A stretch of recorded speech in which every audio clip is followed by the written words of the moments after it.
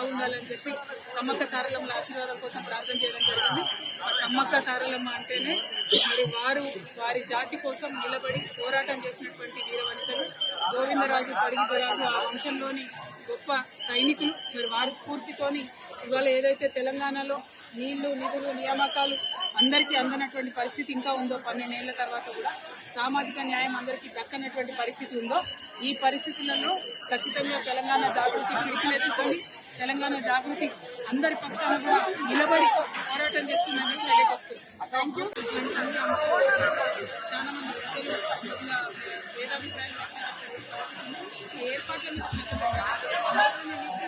వనదేవతల పూర్తి తీసుకొని అందరం కూడా జీవితంలో సమస్యలు అధిగమించడానికి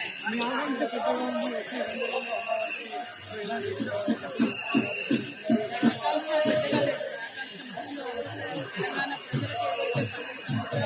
రానటువంటి అంశాలు వాటి కోసం అమ్మవారు కూడా అంత పెద్ద కాకతీయ కాబట్టి వారి స్ఫూర్తితోనే మేము ఖచ్చితంగా కొట్లాడతాము. వారి స్ఫూర్తితోనే తెలంగాణ పేరు పక్షాన నిలబడతామని